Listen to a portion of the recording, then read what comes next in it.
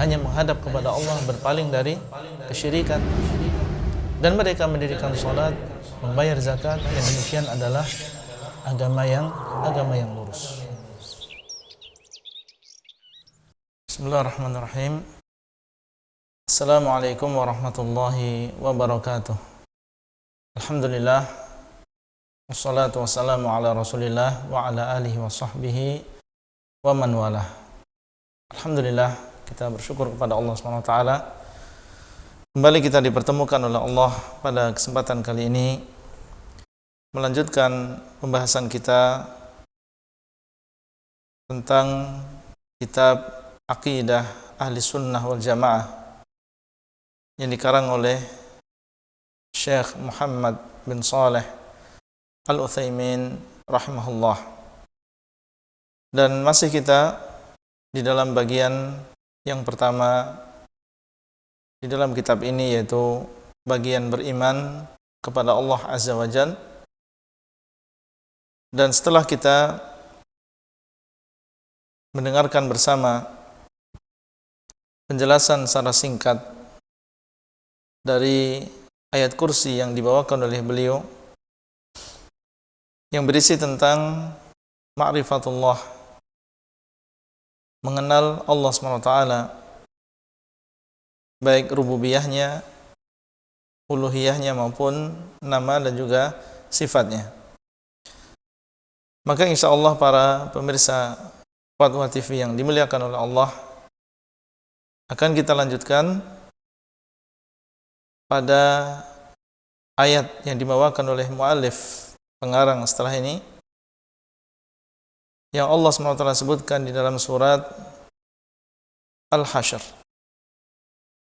Silahkan ya dibuka kembali bukunya.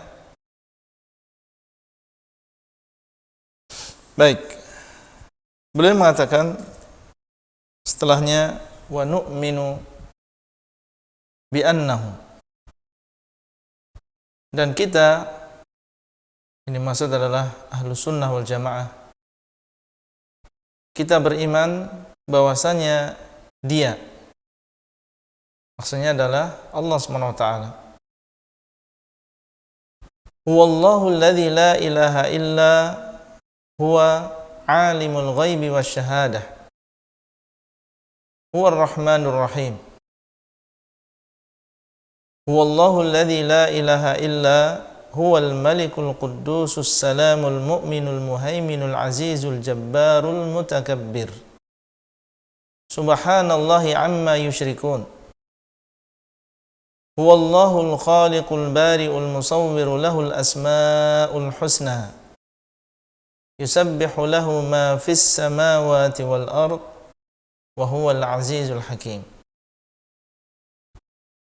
Insyaallah akan kita jelaskan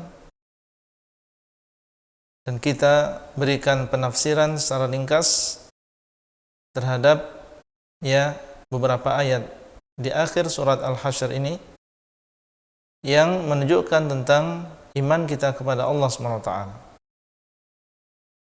Allah SWT mengatakan huwallah, dialah Allah, alladzi la ilaha illa huwa, yang tidak ada sesembahan yang berhak disembah kecuali dia. Maka di sini ada penyebutan lafzul jalalah, yaitu Allah, yang artinya adalah al-ma'bud bil haqq,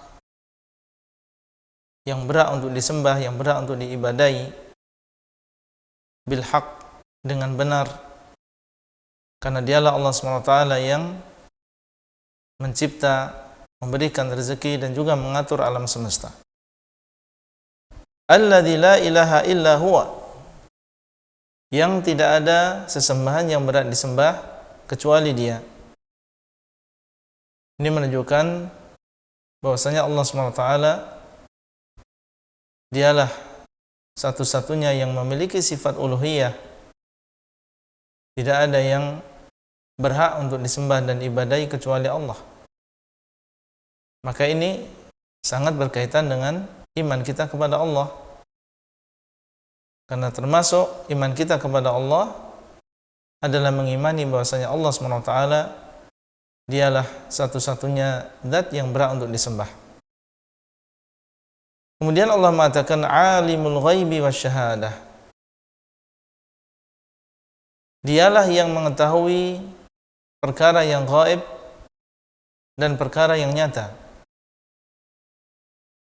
Di antara sifat Allah SWT adalah alimul ghaib, mengetahui perkara yang gaib. Dan jadi dimaksud dengan gaib di sini adalah gaib al-mutlaq. Karena gaib, para ulama menjelaskan ada dua. Ada gaib yang mutlak dan di sana ada gaib yang nisbi. Gaib yang mutlak, maka ini tidak mengetahuinya kecuali Allah SWT. Adapun gaib yang nisbi, maka diketahui oleh sebagian makhluk dan tidak diketahui oleh sebagian yang lain, sehingga dinamakan dengan nisbi. Keberadaan kita atau keberadaan saya di sini menurut sebagian orang adalah perkara yang gaib, karena saya berada di sebuah tempat, mereka berada di tempat yang lain. Ya, tapi menurut sebagian yang lain bukan perkara yang gaib.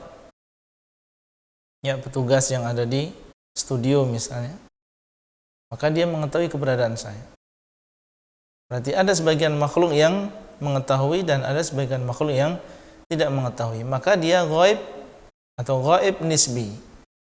Gaib menurut sebagian orang. Ya. Adapun gaib yang mutlak, maka semuanya makhluk tidak mengetahui perkara yang gaib tadi, sehingga dinamakan dengan gaib yang mutlak. Seperti misalnya apa yang akan terjadi besok, ini tidak ada yang mengetahui. Ya, seorang makhluk pun tidak ada yang mengetahui. Yang mengetahui hanyalah Allah SWT semata. Allah SWT sudah mentakdirkan segala sesuatu, mengetahui segala sesuatu sebelum terjadinya. Bahkan Allah SWT menuliskan segala sesuatu tersebut dengan sangat sempurna, dengan sangat lengkap.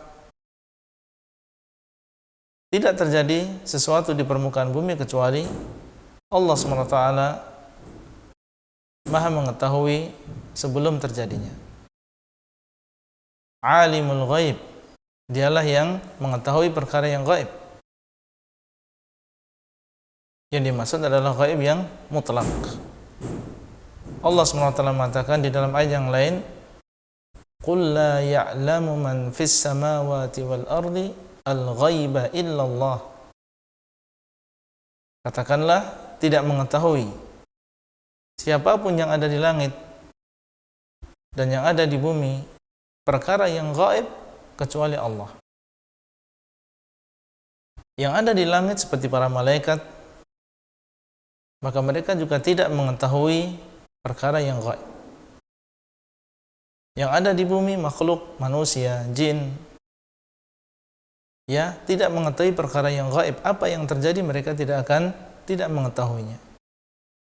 Illallah, kecuali Allah SWT. Maka keyakinan seorang muslim bahwasanya Allah SWT dialah alimul ghaib, dialah yang maha mengetahui perkara yang gaib. Tidak ada yang mengetahui perkara yang gaib kecuali Allah. Seorang nabi mengetahui perkara yang gaib karena dia diberitahu oleh Allah SWT. Asalnya dia tidak tahu. Sebagian ilmu gaib diberitahukan kepada seorang nabi. Allah SWT mengatakan, "Alimul ghaibi fala yudhiru ala ghaibihi ahada illa man irtadha mir rasul." Dialah Allah SWT yang mengetahui yang gaib, maka Allah SWT tidak menampakkan, memberitahu perkara yang gaib ini kepada siapapun kecuali manusia yang Allah ridhai dari kalangan para rasul. Itu pun hanya sebagian kecil saja dari ilmu gaib, tidak semuanya. Oleh karena itu barang siapa yang meyakini bahwasanya di sana ada yang mengetahui ilmu yang gaib selain Allah SWT, maka dia telah mendustakan ayat Allah. Karena Allah SWT telah mengabarkan tidak ada yang mengetahui ilmu yang gaib kecuali Allah. Kalau dia mengatakan ada yang mengetahui selain Allah, maka dia telah mendustakan firman Allah Azza wa Jalla. Sehingga Nabi SAW ketika beliau mengabarkan tentang orang yang mendatangi tukang ramal atau seorang dukun, kemudian membenarkan apa yang dia ucapkan, beliau SAW mengatakan, man ata arrafan fasaddaqahu bima yaqul faqad kafara bima unzila ala Muhammadin sallallahu alaihi wasallam.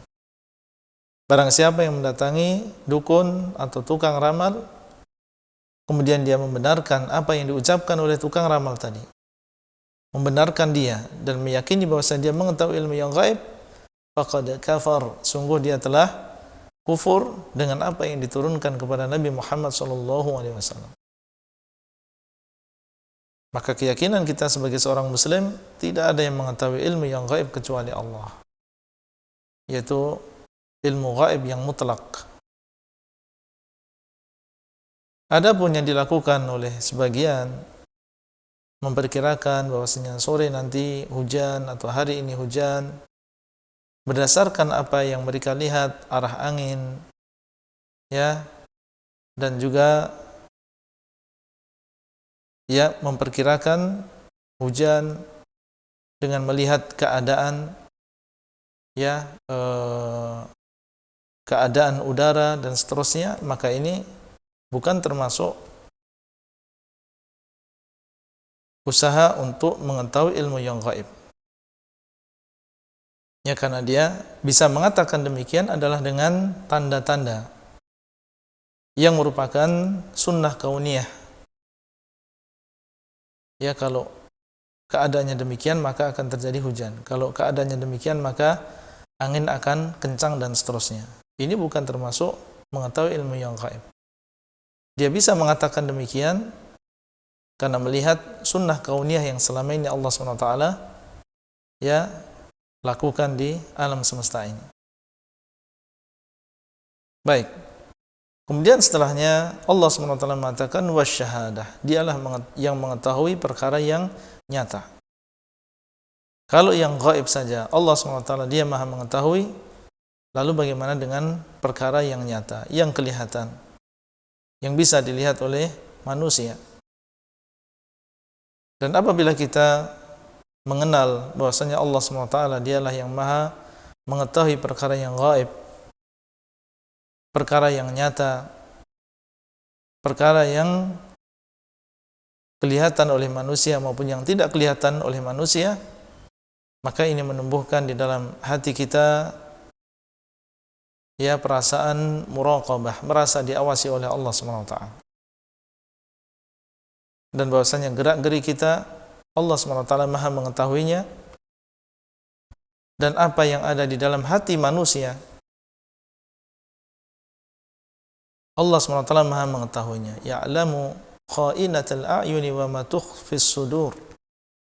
Allah SWT dialah yang mengetahui kha'inatal a'yun, kedipan mata, pengkhianatan mata, yang dia berusaha untuk melihat perkara yang diharamkan oleh Allah SWT, ya, ketika manusia mereka tidak menyadari bahwasanya dia melihat sesuatu yang diharamkan oleh Allah SWT. Ini namanya pengkhianatan mata. Maka Allah SWT mengetahui kha'inatal a'yun, mata yang berusaha untuk berkhianat. Dan Allah SWT mengetahui apa yang ada di dalam dada-dada manusia, keinginan-keinginan dan juga niat-niat yang jelek. Maka Allah SWT maha mengetahui termasuk keinginan baik seseorang. Oleh karena itu sekali lagi, alimul ghaibi wasyahadah, apabila kita benar-benar memahami isinya, menjadikan seseorang takut untuk berbuat maksiat dimanapun dia berada, ketika dia sendirian maupun bersama orang lain, ketika dia di tempat yang tersembunyi maupun di tempat yang terbuka. Dan juga menjadikan seseorang bersemangat untuk beramal soleh meskipun tidak dilihat oleh orang lain. Karena yang terpenting bagi dia adalah Allah SWT mengetahui apa yang dia amalkan. Meskipun manusia mereka tidak mengetahui apa yang dia amalkan. Bersemangat untuk sholat malam di malam hari ketika manusia dalam keadaan tidur. Bersemangat untuk bersedekah meskipun tidak dilihat oleh manusia. Bersemangat untuk berzikir dalam keadaan sendirian meskipun tidak dilihat oleh manusia. Alimul ghaibi wasyahadah.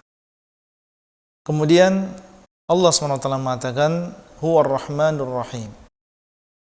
Dialah Allah SWT yang maha penyayang, Ar-Rahman, dan dialah Ar-Rahim yang maha penyayang. Ini adalah dua nama Allah SWT yang mengandung sifat rahmah. Dan dua-duanya kalau dalam bahasa kita bisa diartikan sama, yaitu maha penyayang. Apakah di sini ada pengulangan? Jawabannya tidak.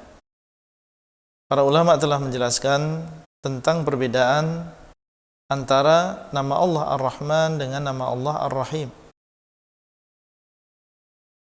Ada di antara mereka yang mengatakan bahwasanya Ar-Rahman mengandung sifat Allah Ar-Rahmah, di mana rahmat di sini adalah mencakup segala sesuatu. Wasi'at rahmatuhu kulla syai'. Rahmat Allah itu mencakup segala sesuatu, baik makhluk yang hidup maupun makhluk yang mati, baik orang yang beriman maupun orang yang kafir, maka semuanya diliputi oleh rahmat Allah SWT. Tidak ada di antara mereka yang tidak mendapatkan bagian dari rahmat Allah. Semuanya mendapatkan. Termasuk di antaranya orang-orang kafir. Allah SWT memberikan kepada mereka kehidupan, memberikan kepada mereka rezeki, diberikan mereka kesehatan, diberikan anak, diberikan kenikmatan-kenikmatan duniawi. Maka ini adalah bagian dari rahmatullah. Dan orang-orang yang beriman juga demikian. Adapun Ar-Rahim, maka ini adalah nama Allah yang artinya adalah Maha Penyayang, mengandung rahmat Allah yang khusus bagi orang-orang yang beriman. Di sana ada rahmat Allah SWT yang Allah khususkan bagi orang-orang yang beriman. Seperti misalnya hidayah. Hidayah kepada tauhid, hidayah kepada sunnah, hidayah kepada jalan yang lurus. Maka ini adalah nikmat dan rahmat yang Allah berikan kepada orang-orang yang beriman. Tidak Allah berikan kepada orang-orang yang kafir. Oleh karena itu Allah SWT mengatakan ketika menyebutkan orang-orang yang beriman, wa kana bil mu'minina rahiman.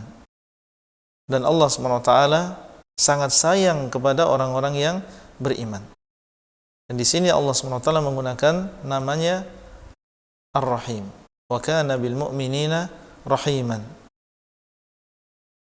Sehingga sebagian ulama ada yang mengatakan demikian, bahwasanya Ar-Rahman mengandung sifat rahmah yang umum bagi seluruh makhluk.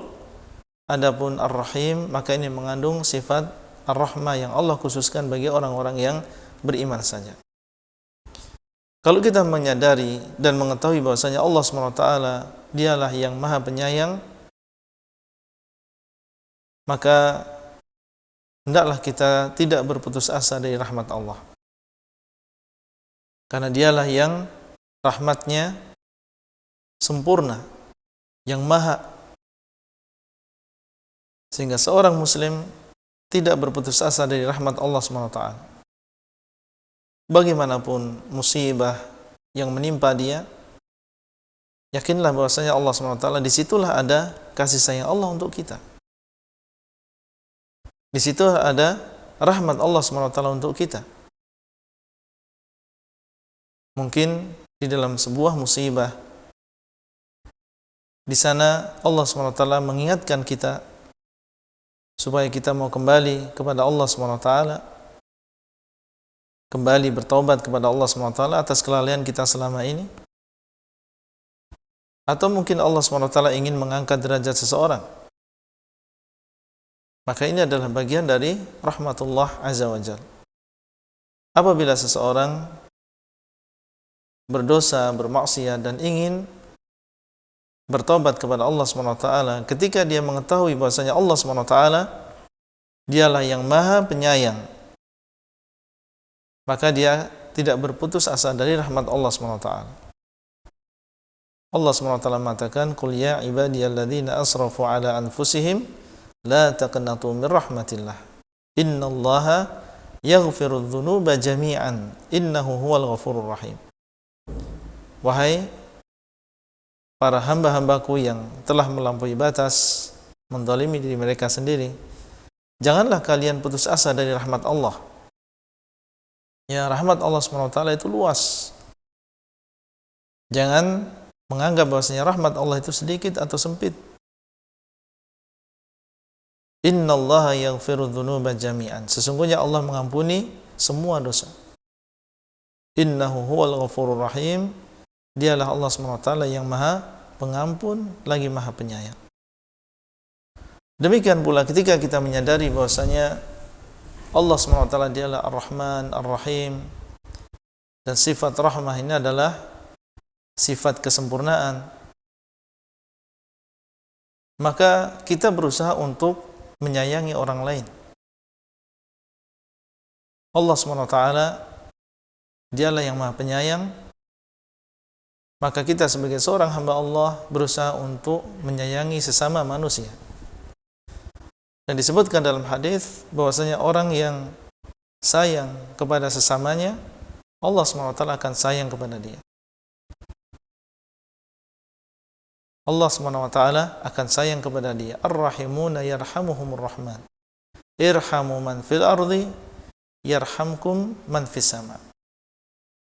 Orang-orang yang sayang kepada orang lain, maka Allah SWT akan sayang kepada mereka. Ar-Rahimun yarhamuhumur Rahman.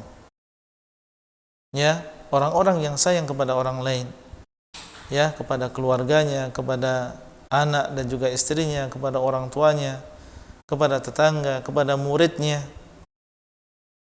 ya, dia memiliki sifat rahmah, kasih sayang kepada mereka. Ya, bukan orang yang kasar, ya, kepada keluarga, bukan orang yang kasar kepada anak muridnya, kepada tetangganya, tapi dia memiliki sifat rahmah, lemah lembut, kasih sayang yang berasal dari hati yang paling dalam. Maka orang yang demikian akan disayangi oleh Allah SWT. Irhamu man fil ard, sayangilah orang-orang yang ada di permukaan bumi ini. Yarhamkum man fis sama, maka akan menyayangi kalian zat yang ada di langit, yaitu Allah SWT. Siapa di antara kita yang tidak ingin disayangi oleh Allah? Ya, disayangi oleh Allah baik dengan rahmat yang umum untuk seluruh makhluk maupun rahmat yang Allah khususkan bagi orang-orang yang beriman berupa hidayah, ketenangan hidup.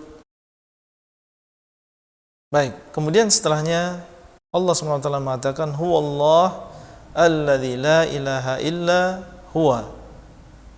Dialah Allah SWT yang tidak ada sesembahan yang berhak disembah kecuali Dia.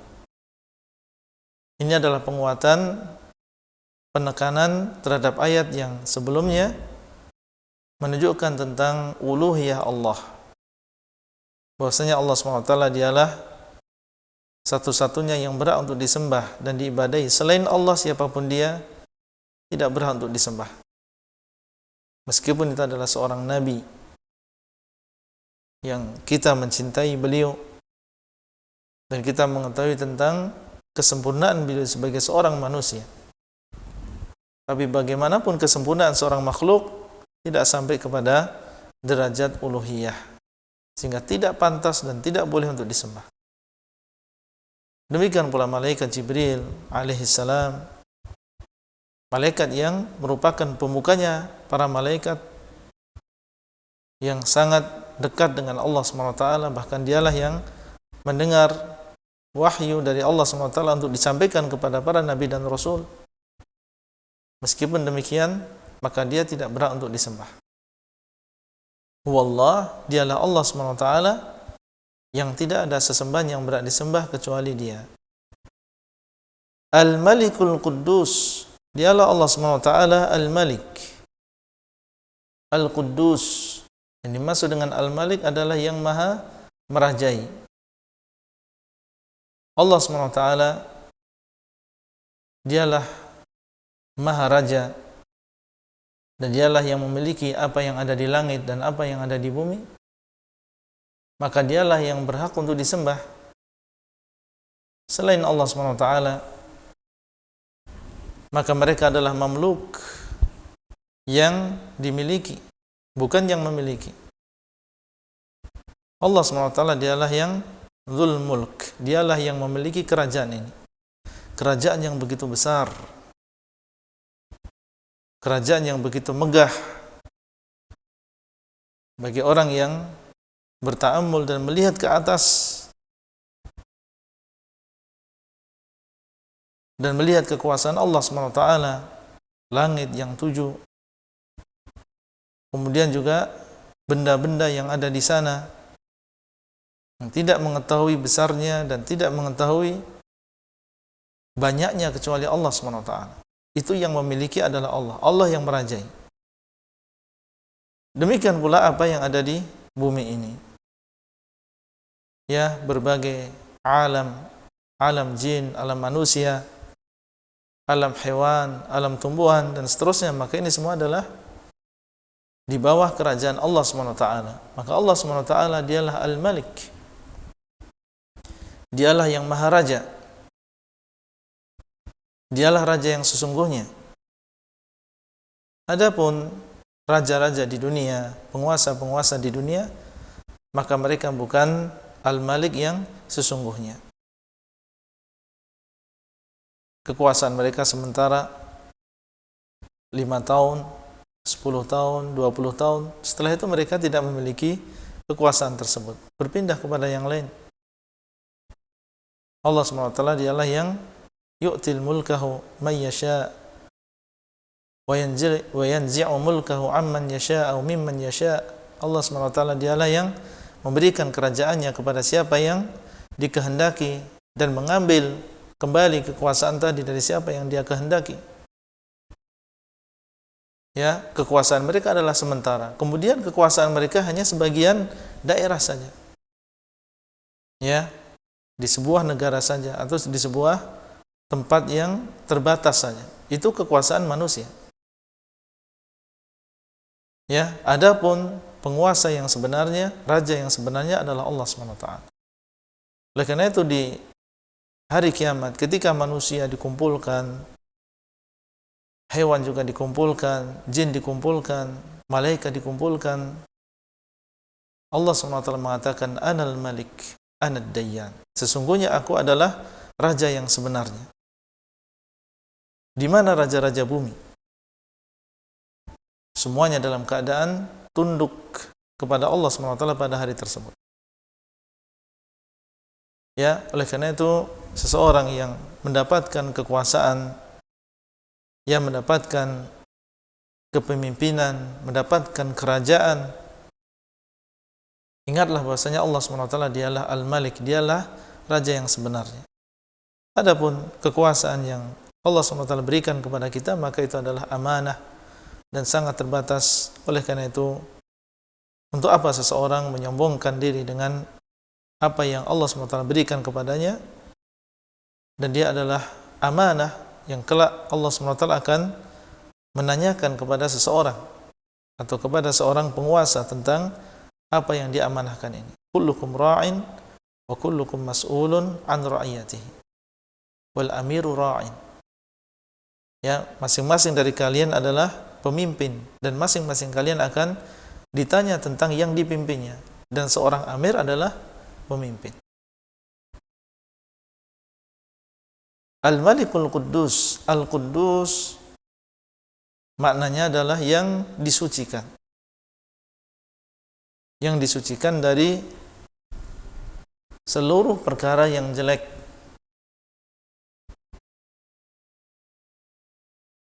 Inilah yang dimaksud dengan Al-Quddus. Allah SWT dialah zat yang tersucikan dari seluruh perkara yang merupakan perkara yang aib atau kekurangan.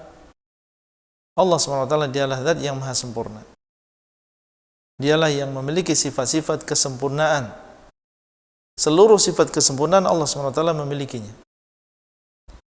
Dan Allah SWT tidak memiliki sifat aib, sifat kekurangan sekecil apapun. Tidak ada sedikit pun sifat kurang bagi Allah SWT.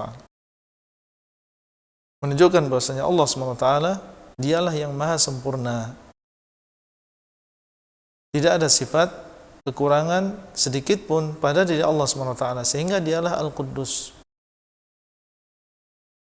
Semakna dengan kata atau nama Allah yang lainnya, yaitu As-Salam, yang disebutkan setelahnya Al-Malikul Quddusus Salam. As-Salam maksudnya adalah yang, ada yang mengatakan maknanya adalah yang selamat dari seluruh kekurangan. Sehingga kalau dilihat maknanya hampir sama dengan Al-Quddus. Ya, selamat dari seluruh kekurangan. Kurangan apapun maka Allah SWT terbebas darinya. Dan ada yang mengatakan bahwasanya As-Salam di sini adalah yang memberikan keselamatan kepada para hambanya. Ya, memberikan keselamatan kepada para hambanya. Baik, berarti di sana ada dua makna. Ya, bagi nama Allah SWT As-Salam, makna yang pertama bahwasanya Allah SWT dialah yang selamat dari seluruh kekurangan dan juga aib. Berarti di sini maknanya hampir sama dengan Al-Quddus. Dan makna yang kedua bahwasanya Allah SWT dialah yang memberikan keselamatan kepada para hambanya. Dan ini menunjukkan bahwasanya seseorang meminta keselamatan dari Allah, bukan meminta keselamatan dari jin atau dari jimat atau dari makhluk yang lain. Meminta keselamatan adalah dari Allah. Allah SWT dialah yang memberikan keselamatan. Allahumma antas salam wa minkas salam.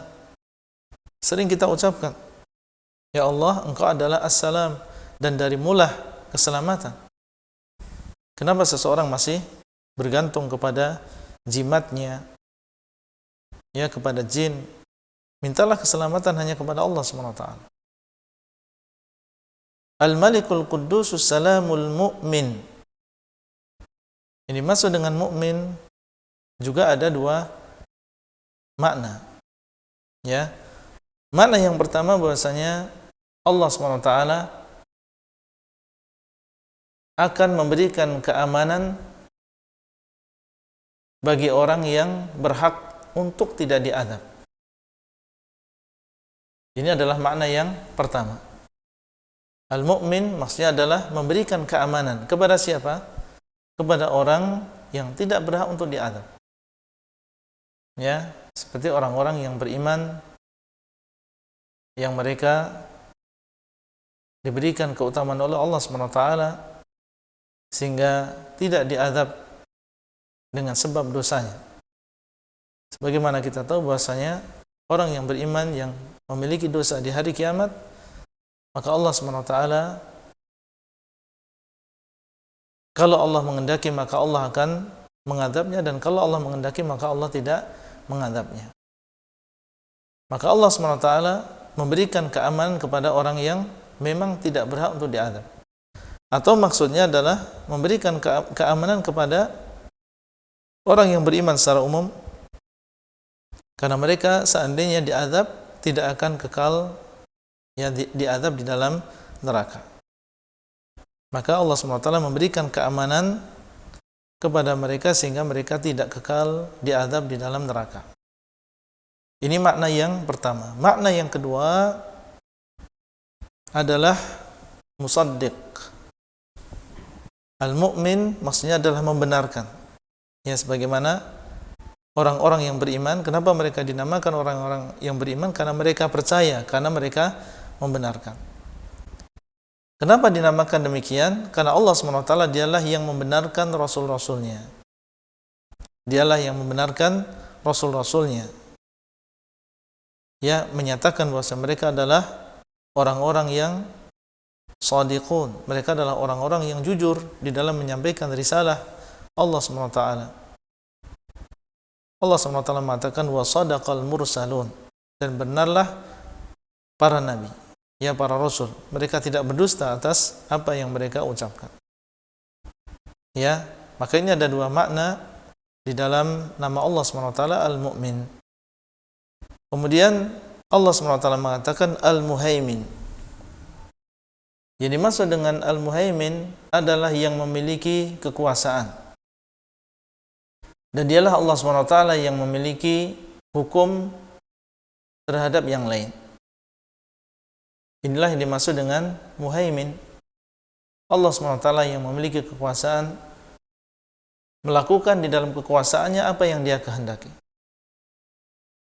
Dan Allah SWT memutuskan di dalam kekuasaannya apa yang dia kehendaki. Sehingga dialah Allah SWT Al-Muhaimin. Ya, melakukan apa yang dia kehendaki dan memutuskan segala sesuatu sesuai dengan apa yang dia kehendaki. Sehingga seorang muslim ketika dia menyadari bahwasanya Allah SWT dialah Al-Muhaimin, ya, semakin tunduk kepada Allah SWT. Karena Allah SWT dialah yang menguasai dirinya. Tidak mungkin dia bisa keluar dari kekuasaan Allah SWT. Oleh karena itu dia semakin taat kepada Allah dan menjauhi kemaksiatan. Dan Allah SWT dialah yang memutuskan segala sesuatu sesuai dengan kehendaknya. Sehingga menjadikan seseorang ridha dengan takdir Allah, ridha dengan apa yang Allah putuskan. Karena dia adalah seorang hamba yang diatur Allah SWT, yang dialah yang mengatur. Dialah seorang hamba yang dikuasai Allah SWT, dialah yang menguasai, yang muhaimin atas seluruh makhluknya. Kemudian Allah SWT mengatakan Al-Azizul Jabbar Al-Mutakabbir. Dialah Allah SWT yang Al-Aziz. Jadi maksud dengan Al-Aziz adalah yang mengalahkan seluruh yang memiliki kekuatan. Mengalahkan seluruh yang memiliki kekuatan. Siapapun di bumi ini yang dia memiliki kekuatan, ya memiliki pasukan, dia memiliki kepintaran, maka enggak mungkin dia bisa mengalahkan Allah SWT. Dialah Allah SWT Al-Aziz. Tidak ada yang bisa mengalahkan Allah SWT. Bagaimanapun usaha mereka, bagaimanapun makar mereka, Allah SWT dialah yang akan memenangkan. Dan Rasul-Rasulnya mereka lah yang akan menang.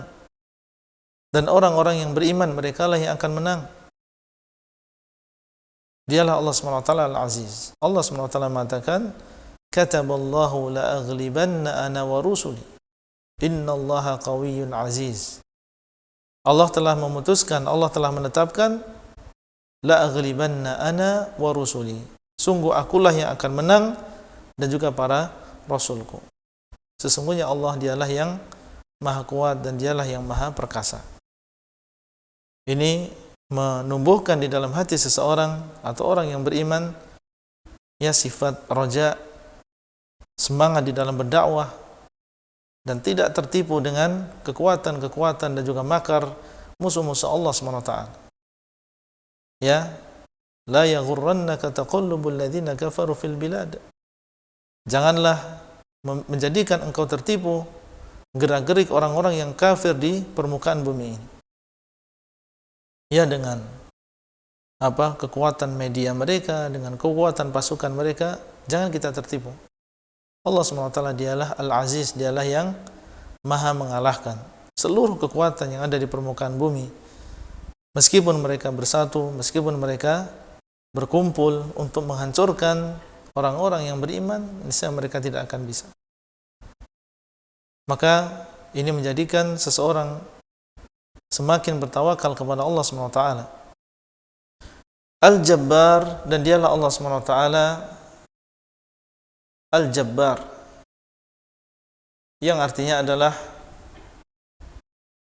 bisa diartikan yang memaksa atau yang menambal, atau juga bisa diartikan tinggi, itu maha tinggi. Yang pertama adalah Al-Jabarut, yaitu dialah Allah SWT yang maha kuat, yang maha besar, atau yang semakna. Dan bisa diartikan Al-Jabbar di sini adalah yang menambal. Maksudnya adalah betapa banyak orang yang Allah SWT berikan mereka pertolongan, dia dalam keadaan terpatahkan, ya dalam keadaan kekurangan, kemudian Allah SWT menambal kekurangan tadi, memberikan dia pertolongan, memberikan dia jalan keluar. Ya, bisa juga diartikan ya Al-Jabarut di sini adalah Al-Ulu, ya, yaitu yang memiliki ketinggian. Ini disebutkan oleh para ulama ya ketika mereka memaknai nama Allah SWT Al-Jabbar. Dan ini adalah nama di antara nama-nama Allah SWT, ya, dan Al-Jabbar adalah di antara nama Allah SWT yang memiliki kandungan sifat-sifat kesempurnaan, dan di antara maknanya adalah seperti yang tadi kita sampaikan. Bisa juga maknanya adalah dari kata Al-Jabr, yaitu menambal, atau bisa artinya adalah Al-Azamah, yaitu yang maha besar, atau bisa diartikan yang maha tinggi. Baik, kemudian Al-Jabbarul Mutakabbir, Allah SWT dialah yang maha sombong, yang memiliki kesombongan. Maka ini adalah di antara nama Allah SWT, dan dialah Allah SWT yang berhak untuk sombong, karena memang dialah yang hak, dialah yang memang yang akbar, yang maha besar,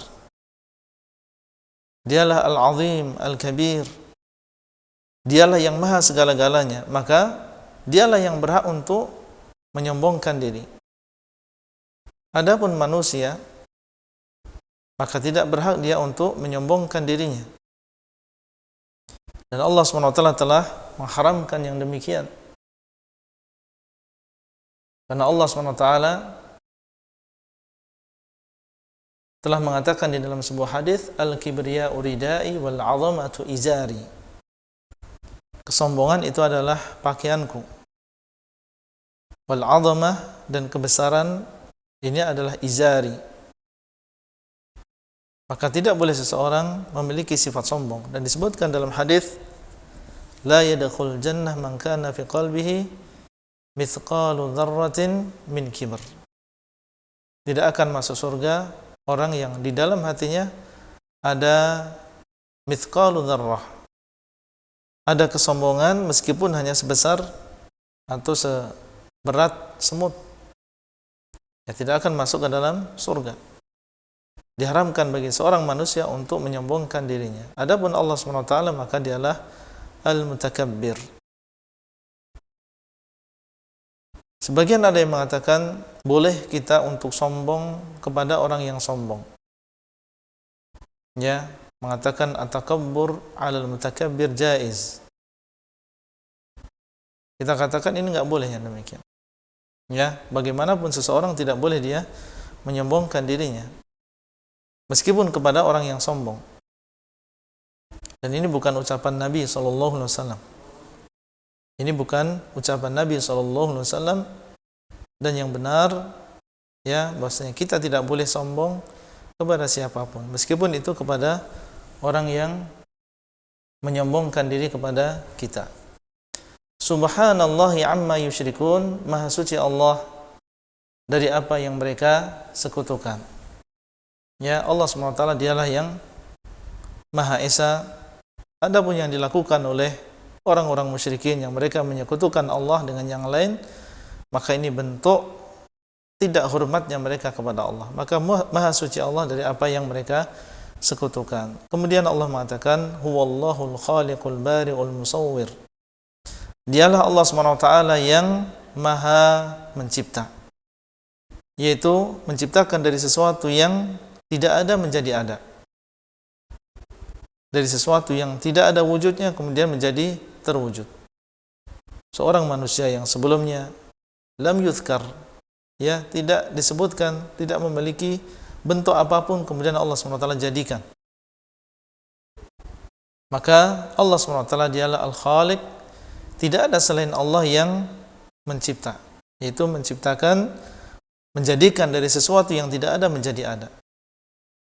Ini adalah sifat Allah SWT. Tidak ada yang memiliki sifat ini selain Allah SWT. Ya, yang mereka bisa lakukan adalah merubah, ya, dari tanah kemudian menjadi alat tertentu, ya, dari besi kemudian menjadi alat tertentu, dari aluminium kemudian menjadi alat tertentu. Ya, mereka bisa merubah saja. Adapun menjadikan, ya, dari sesuatu yang tidak ada wujudnya kemudian ada, maka ini hanya Allah SWT yang melakukan. Kemudian Al-Bari' maksudnya adalah Allah SWT dialah yang menciptakan sesuatu yang tidak ada sebelumnya. Min ghairi mithalin sabiq. Tidak ada sesuatu yang semisal dengan itu sebelumnya. Kalau Al-Khaliq mungkin menciptakan sesuatu, tapi ada yang semisal sebelumnya. Itu namanya Al-Khaliq, lebih umum. Tapi kalau Al-Bari' maksudnya adalah menciptakan sesuatu tidak ada contoh sebelumnya. Maka Allah SWT dialah yang menciptakan langit dan tidak ada contoh sebelumnya, dan menciptakan perkara-perkara yang lain tidak ada contoh sebelumnya. Maka ini masuk di dalam makna nama Allah Al-Bari'. Al-Musawwir, yang membentuk manusia seperti ini, yang membentuk hewan, ya, onta, membentuk semut, membentuk kelinci, seperti itu. Yang demikian indahnya, demikian sempurnanya Allah SWT membentuknya. Maka Allah SWT dialah Al-Musawwir, dialah yang membentuk manusia saja, sama-sama manusia, dan semuanya tampan, semuanya cantik, semuanya indah, tapi berbeda-beda. Maka Allah SWT dialah Al-Musawwir, Maha sempurna, ya, bentuk yang Allah berikan kepada manusia. Lahul asmaul husna, dialah Allah SWT yang memiliki nama-nama yang husna. Yusabbihu lahu ma fis samawati wal ard, yang bertasbih untuknya seluruh apa yang ada di langit dan apa yang ada di bumi. Wa huwal azizul hakim, dan dialah yang maha perkasa lagi maha bijaksana. Al-Aziz tadi sudah disebutkan. Al-Hakim, ya, artinya adalah yang maha bijaksana, atau yang maha menghukumi, atau yang maha sempurna di dalam penciptaannya. Ya, karena Al-Hakim bisa diambil dari kata Al-Hikmah, yaitu maha bijaksana. Ya, Allah SWT meletakkan segala sesuatu pada tempatnya, dan juga bisa dikatakan diambil dari kata Al-Hukm, yaitu Allah SWT dialah yang menghukumi. Baik hukum di sini adalah hukum syar'i yang ada di dalam syariat, maupun hukum kauni, yaitu hukum Allah untuk alam semesta ini.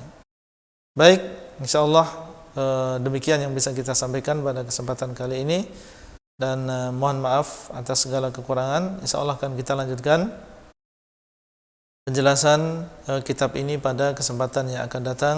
Wallahu taala a'lam, wabillahi taufiq wal hidayah. Wassalamualaikum warahmatullahi wabarakatuh.